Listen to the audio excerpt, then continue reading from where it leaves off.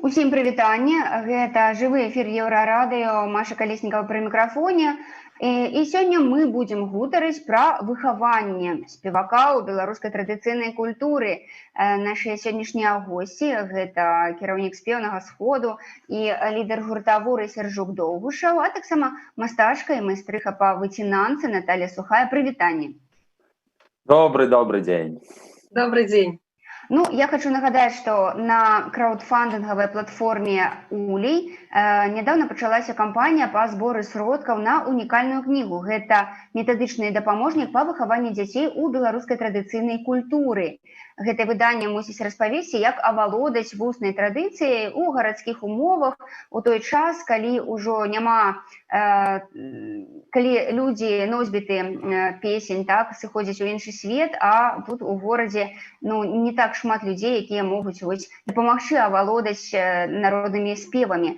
Аўтарка кнігі, кіраўніца дзіцячага ўзорнага калектыву, калыханка, казачніца і этнапедагог Ларыса Рыжкова, на жаль, сёння не змагла да нас далучыцца, але я думаю, што мае сённяшнія суразмоўцы выдатна распавядуць, што ж на самом деле, на самой справе, як на самой справе трэба займацца з дзеткамі і што трэба рабіць дзеля таго, каб дзеці вырасталі сапраўднымі беларусамі.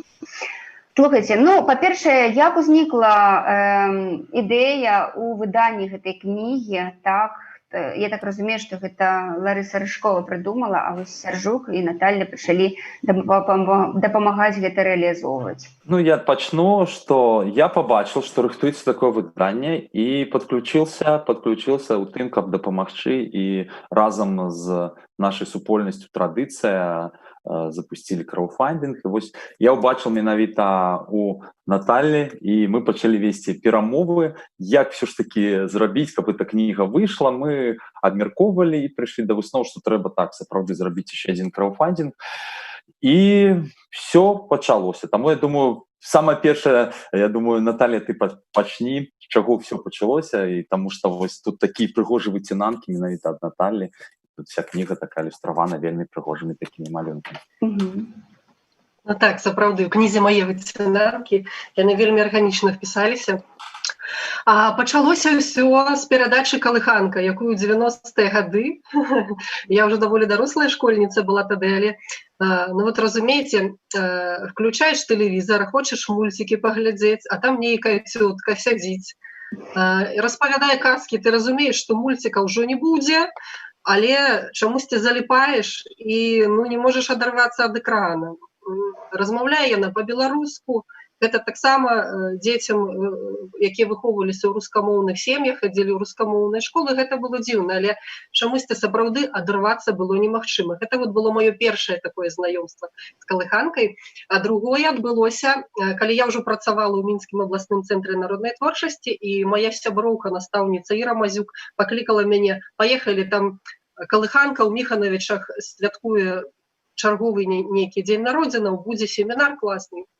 І уявіце, мы сядзім, вялікая такая група, там і такія навукоўцы, і мастакі, каму цікава было, фалькларысты, нам паказваюць фільм, дзе маленькія дзяўчынкі спяваюць голасна, прыгожа. Фільм скончваецца, выходзяць вялікія дзяўчаты, і ты пазнаеш, што гэта яны толькі што былі на экране, цудоўныя галасы. Гэта было сапраўды вельмі моцнае такое ўражанне. Гэта я зараз пра асабістыя эмоцыі. Канечне, калі я пазнаёмілася з Рыжковай асабіста, гэта цуд. Разумееце, рэжысёрская адукацыя і любоў да традыцыі, гэта настолькі неяк арганічна ў ёй все пераплялося. Я, калі даведалася, што яна піша кнігу, вырашыла стаць такім рухавіком, можна сказаць. Бо музы ў яе былі, яе сяброўкі ўвесь час штурхалі: «Ларыса, давай, выдавай». Яе навукоўцы, куратары, Тамара Варысаўна Варфаламеева ўвесь час штурхала: «Давай, выдавай». Першае выданне выйшла маленькім накладам, 40 экземпляраў усяго, в выдавецтве «Медысонт». Яно выдавалася сумесна абласным цэнтрам мінскім народнай творчасці і студэнцкім этнаграфічным таварыствам. Дызайнерка Святлана Клепікава, цудоўныя фотаздымкі нашага любімага Анатоля Клішчука, які проста, можна сказаць, падарыў шматгадовы рэпартаж аб жыцці калыханкі. Там, дарэчы, на пачатку ёсць яго артыкул, адкрой, Сяржук, калі ласка, тую старонку. Дзяўчаты вялікія трымаюць у руках фотаздымак Клешчука. Значит, фотаздымак Клешчука, дарослыя дзяўчаты трымаюць фотаздымак Клешчука, дзе яны маленькія.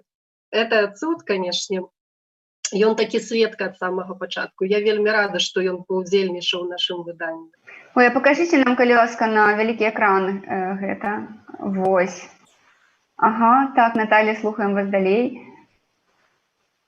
І калі ў мяне з'явіліся свае дзеці, мы на базе студэнцкага этнаграфічнага таварыства рабілі год цэлы, запрашалі Ларысу Мікалаевну на заняткі сямейнага клуба.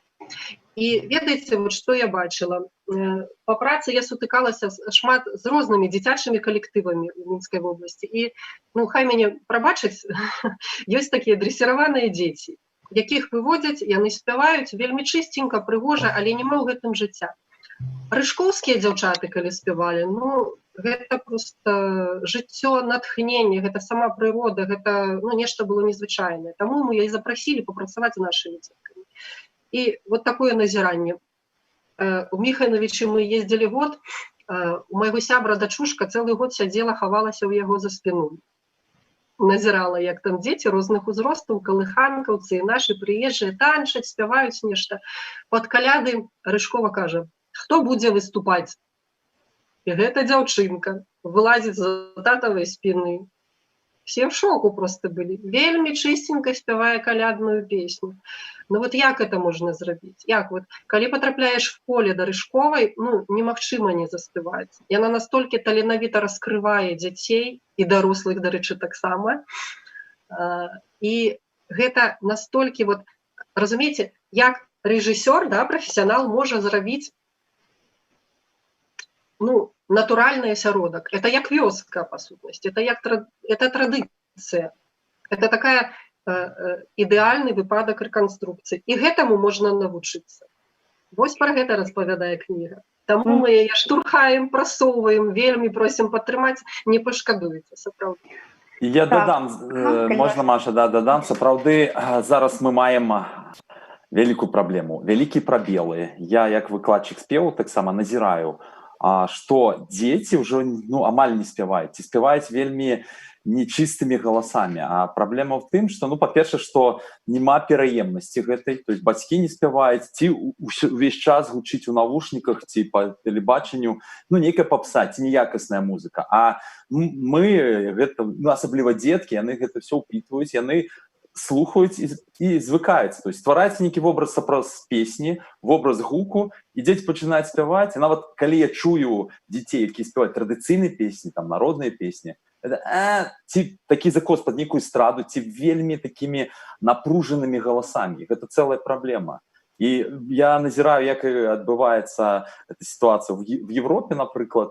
Яны аднаўляюць, уже аднавілі шмат, і шмат розных выданняў выходзіць, менавіта накіраваных на выхаванне маладога пакалення, выхаванне дзяцей, каб працягнуць гэту пераемнасць.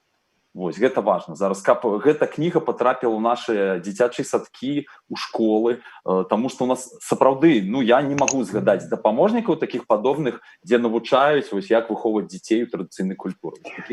Слухай, але ведаеш, ну, напрыклад, натуральна, што это такі ідэальны варыянт, калі кніга патрапіць у садкі, у школы, так, але ўсё ж з нашых садкоў і школаў прыходзяць такія звесткі пра тое, што, напрыклад, у садках той самы адзіны беларускамоўны як бы дзень у тыдзень, так, гэта ўсё вельмі умоўна, і ўсё ж ці патрэбна гэта тым садкам і школам, дзе, ў прынцыпе, зусім мала ўвагі надзяляецца выхаванню дзяцей менавіта як грамадзянаў, якія ведаюць сваю культуру і сваю гісторыю. А все вельмі проста. Па-перше, так і Ларыса сама кажа, што праз гульні, вось без розніцы, нават якой-то нацыянальнасці, праз гульні, праз забавы, праз песні дзеці далучаюцца да традыцыі. Вось это вельмі важна. У меня такі самы просты прыклад. Я жыў 6 месяцаў у ЗША, і там ёсць рускі дом. Усе кажуць, ну, побачылі ваши каляды беларускія, а можете у нас такое зрабіць? У нас там розныя дзеці з усіх краінаў саветаў, там і все такое. Я да іх праводзіў, менавіта з гэтай кніжкі, гульня пра верабейку, я им по-русски штосьці казал, потому что они по-беларуску не разумеюць, але вот все гульні все были по-беларуску. И у меня такое было адчуванне, что нават эти российские дети, они разумели и все такое. Таму им это вельмі так уразило, я им праз там нейкі час правожу масленицу. Таксама гэта мне кніга дапамагала, потому что я бачу вось нейкія моманты, які бываюць гульні менавіта прымеркаваныя да святкавання масленицы, Вялікдня і так далей. І кажу, тут нават калі в філармоніі працаваў, у садках выступал, у школах, одно пытанне ад нас, ад гэтых выхавательниц, а у нас няма почему, мы берем эти песни «Пусть всегда будет солнце» и «Калинки-малинки», потому что, ну, вот так это было и в 80-х, и 70-х, а новой музыки нема, новых творов нема. Я звертаюся до наших композиторов, кажу, где дзіцячыя песни? Чему мы спеваем Дунаевского весь час? Он говорит, ну, нема часу, потому что весь час для детей, ну, не застаецца часу, да, и у тых же композиторов. Трэба написать симфонию крутую, трэба написать оперу, ці што, ну, прынясе хоть нешта, да, для жыцця. А дзіцячае, ну, уже таки, ну, что застанецца. А я лічу, это одна из основных задач, накірункаў, куды мы павінны звяртацца і накіроўваць свае сілы. Сапраўды маеш рацыю, Сяржук, реально, у мяне вот малодшая вот толькі першы клас скончыла, то садок мы яшчэ добра памятаем. У нас была беларускамоўная група, рознаўзростовая, ад 3 до 6, і ў нашай групе, і па ўсім садку, і вот тое, што я чую ад сяброў выхавацеляў, вялікі недахоп метадычнай літаратуры.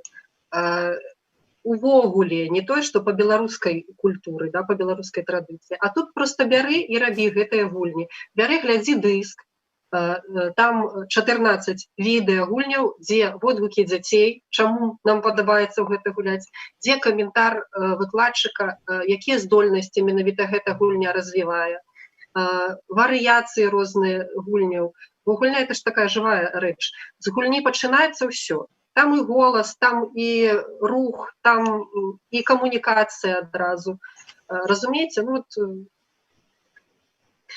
гэта сапраўды наша кніжка запаўняе вельмі добра гэты прабел. Недахопе метадычнай літаратуры. Гэта проста мінімум. Самы просты мінімум. То бок, я так разумею, профессор Жук, што будзе яшчэ і такое прыкладанне, так, у выглядзе дыску. Гэта абавязкова, акрамя ўсяго апісання, самой методыкі, тэкстаў, песень і так далей, ёсць мультымедыя, у якім 14 відэа, і яшчэ ёсць 2 відэа з архіваў, вось, перадачы калыханкі. Так. У адрозненне ад першага выдання ў гэтым будзе дадатак 2 архіўныя перадачы, якія правы, на якія мы выкупілі у БТ, 2 перадачы, дзе Ларыса Мікалаевна расказвае казкі. Гэта менавіта тыя перадачы, на якія я калісьці запала. Слухайце, окей, вось, напрыклад, дома у дзіцяці, ну, ніхто увогуле там не заганяецца наконт там нейкай ідэнтычнасці беларускай і гэтак далей, так? Дзіця прыходзіць у школу і ў садок, яму падабаецца там вось тое, што робіцца, напрыклад, паводле вось гэтай кнігі, якая ў выніку выйдзе, так? Але, напрыклад, дома яму кажуць, што ты тут за там дурныя песні спяваеш, так? Вось як у гэтым выпадку ўсё ж захаваць у дзіцяці тую самую цікавасць да свайго, якая у яго нарадзілася дзякуючы там намаганням там педагогаў? Не, вядома, што галоўнае ўсё ідзе ад бацькоў.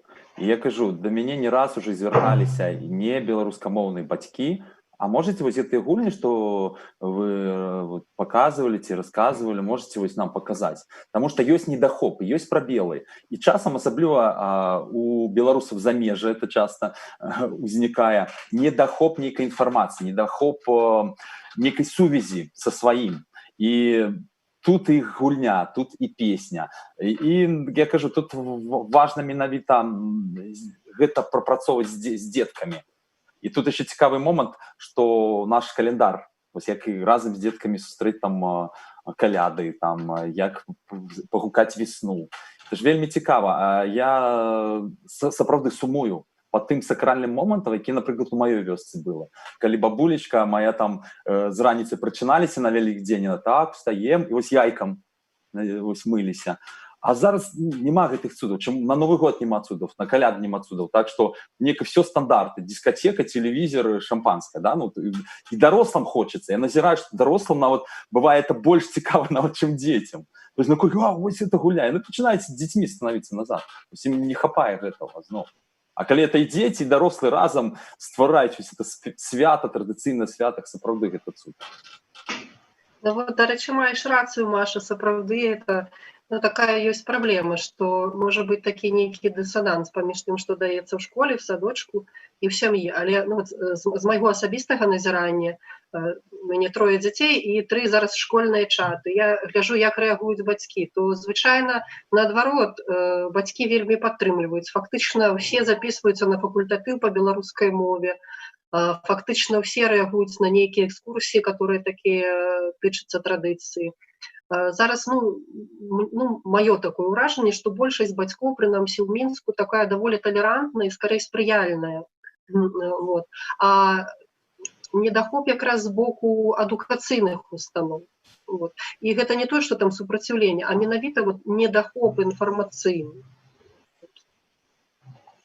Так, ёсць такое, сапраўды, і тут яшчэ такі момант, што у мяне вось складваецца такое ўражанне, што цяпер у горадзе, ну, прынамсі ў Мінску, ну, у любым вялікім горадзе да традыцыйнай культуры зараз большая цікавасць, чым там на вёсках, дзе, ў прынцыпе, там яшчэ захаваліся і носьбіты, і гэтак далей.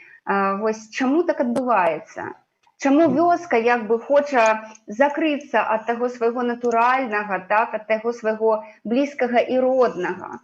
Гэта пайшло яшчэ у савецкія часы, калі пачыналі казаць, вось это традыцыйная культура, гэта народныя песні, это не круто, это все старое, это перажыткі всяго старога. І вось такое імкненне пераехаць у горад. Імкненне вось адмовіцца ад всяго, што ёсць, і пераехаць у горад. Гэта было, але ёсць і вяртанне зараз, вяртанне назад у вёскі, і моладзь уже вяртаецца ў вёскі. Ну так, моладзь вяртаецца ў вёскі, але вось ведаеш, напрыклад, я, калі прыязджаю да сябе на вёску, я заўсёды размаўляю на нашым палескім дыялекце, для мяне няма ніякіх гэтых праблем з гэтым, так, это мова майго дзяцінства, я ўсё дзяцінства, пакуль не з'ехала, размаўляла на ёй, але мяне вельмі дзівіць, што са мной ужо там мала хто размаўляе, усе мае аднакласнікі, напрыклад, хочуць размаўляць выключна па-руску, і калі я звяртаюся там да нейкіх маладзёнаў, яны таксама са мной размаўляюць па-руску, і мяне, калі шчыра, гэта вельмі, ну, прыводзіць у такі стан суму, таму што, ну, як так, як ужо так зусім хацець вырвацца ад сваіх каранёў.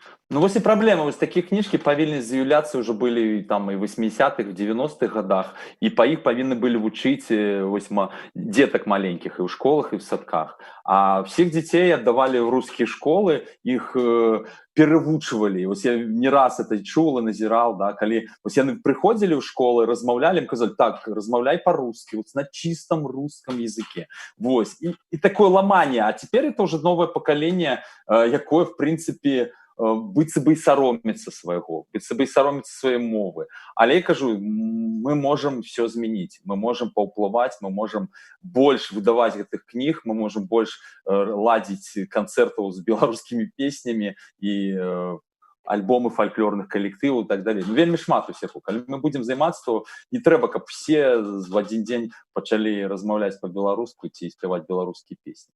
Але праз любоў, праз зацікаўленасць мы можам дасягнуць такіх мэтаў. Сапраўды. Слухай, у мяне такая вот такая картинка намалявалася, што вот гэта масавая колись культура, так? Вясковая, яна зараз стала, ну, праз нейкія там абставіны элітарнай, і праз гэта набывае нейкую новую каштоўнасць. І цяпер як бы мы, нібыта там інтэлігенцыя нейкія, гарадскія такія, павінны такую мець місію, вярнуць гэта назад у народ вот, з такой адзнакай якасці, што гэта вельмі хораша, вельмі круто. І яшчэ цікава прыйшла на розум такая, моя бабуля рассказывала такую казку. Может быть, вы ведаеце, яна такая даволі папулярны сюжет.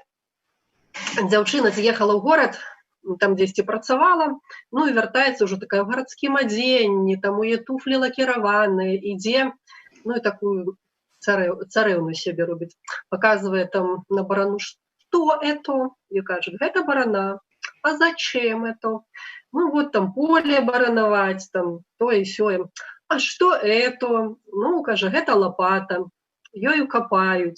Там, бачыць, граблі стаять. И она так ногой раз на их наступила, яны ёй в лоб трысь. Она, ой, граблі брыдкія! Адразу згадала. Вот в народе заўсёды ёсць гэтыя метафоры про высокомерность и про адарванасць ад каранёў. И, ну, правда, яна заўсёды дзесьці ў глыбіні душы ляжыць, і мне здаецца, што чым больш сапраўды будзе такіх выданняў, нейкіх майстар-класаў, перадач, якія вяртаюць каштоўнасць традыцыйным з'явам, да, з'явам традыцыі, тым больш будзе адгукацца чалавечая душа, і тым больш людзей будзе на гэта адгукацца. Слухайте, давайте поговорим яшчэ вось пра выданне. Я так ведаю, што калі звычайна ёсць краудфандынгавая кампанія, дык ёсць розныя бонусы для тых, хто хоча дапамагчы, так, заданаціць на дапамогу. Што прапануе выданне выхавання спевака? Мы прапануем просто, да, там можна падтрымаць один лот, самы першы, і атрымаць адразу кнігу у падарунак. І таксама можна з дастаўкай па всему свету. То есть можна падтрымаць кнігу, набыць яе адразу і вось атрымаць любую кропку свету. Далей ёсць таксама у нас урачыстая сустрэча з аўтарамі кнігі лот, калі можна будзе задаць свае пытанні, паразмаўляць і так далей. І яшчэ ёсць, канешне, галоўны лот, это асноўным спонсорам, хто падтрымае кнігу, тады мы прапішам і ўключым яго там лагатып, прозвішча, все на свеце вось сюды. Только я бачила, там яшчэ калыханка мусіць выступіць. Так, ёсць яшчэ добры лот. Калі падтрымаюць, то будзе спецыяльны выступ гурта калыханкі Ларысы Рыжковай. Ну і, конечно, падарунак кніжкі. Слухайте, вось у мяне зараз такое пытанне, дарэчы, Сяржук, так, гэта наконт таго, вось, якія песні беларусы, народныя песні, традыцыйныя, мусяць ведаць усе беларусы. То бок, калі вось, ты кінуў кліч, так, што будзем спяваць дзеля праекта вось гэтага, так, все пачалі пісаць розныя песні, і відаць, што вось няма ў нас нейкіх такіх народных песень стаўпоў, вот, у сэнсе, што на каляды мы спяваем гэта, на купалі мы спяваем гэта, і гэта тое, што вось, як, напрыклад, там немцы пачынаюць спяваць якую-небудзь там сваю песню хорам, ці там палякі, так, то вось у беларусаў, апроч бадай купалінкі, ну, няма нейкай такой песня, якая б стала, ну, у нейкім сэнсе песня-сімвал нацыі, так? Што з гэтым рабіць, як вось нам ўсё ж вызначыцца з тымі песнямі, якія мы мусім все вывучыць хоць ты трэсні? Вось таму ў 2014 годзе ўзнік спеўны сход, а зараз праект «Спяваем годна», дзе мы спяваем онлайн все разам, і хочацца вызначыць, ну, вось першы прыклад, взять нейкія 5-10 песень і паспрабаваць паспяваць. Людзі, ну, запомняць, людзі паспяваюць іх і зафіксуецца неяк. Чаму купалінка зрабілася такой папулярнай? Яе любілі спяваць, не ведалі, што яна нават і не народная песня. І хто заўгодна, і замежнікі, хто прыязджае адразу, давайте паспяваем купалінку. Там эстрадныя зоркі, рокавыя зоркі, все пачалі цягаць эту песню. І в той час, в прынцыпе, магчыма, не было такой колькасці песень вакол. І наших калектываў вядомых, які пачалі ўжо працаваць з народнымі песнямі. З аднаго боку. А з другого боку, сапраўды, мы маем столькі песень, што не можам вызначыцца. Калі адна вёска спявае 300-400 песен, а там у іншым рэгіёне зусім этих песен не ведаюць, то это сапраўды скарб. І я лічу на душу насельніцтва, мы самая багацейшая краіна па колькасці песень. Таму будзе вызначацца. Таму трэба, як кажу, як і ў палітыцы бываюць, сказаць, будзе так і все.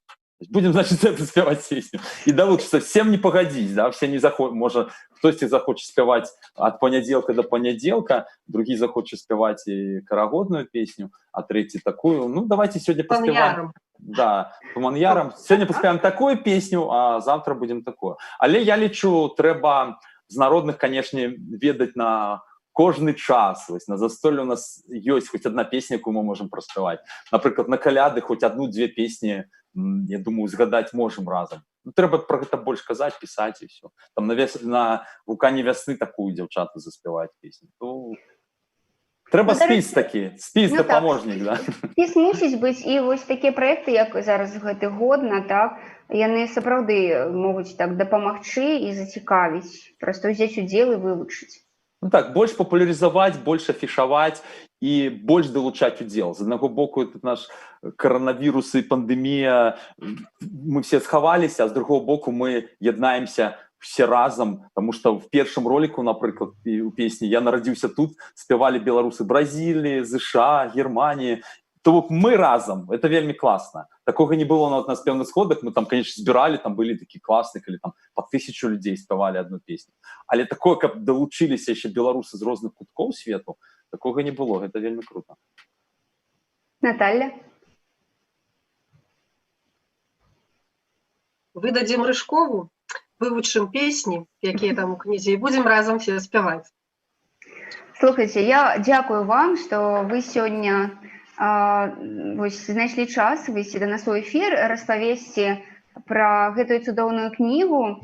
Я хочу яшчэ раз нагадаць, што зараз на краўдфандынгавай платформе «Улей» ёсць кампанія па зборы сродкаў на метадычны дапаможнік па выхаванні дзяцей у беларускай традыцыйнай культуры, які будзе, дарэчы, і настаўнікам у школах, і выхавацелям у садках, ну, а таксама бацькоў, якія дбаюць пра тое, каб дзеці ўсё ж раслі сапраўднымі беларусамі. Аўтарка кнігі – гэта кіраўніца дзіцячага ўзорнага калектыву «Калыханка», казачніца, этнапедагог, знакамітая Ларыса Рыжкова. Таму я раю ўсім звярнуць увагу на гэтую прапанову, далучыцца да збору сродкаў і адной цудоўнай кнігай, якая дапаможа сапраўды беларусам быць беларусамі, стане больш.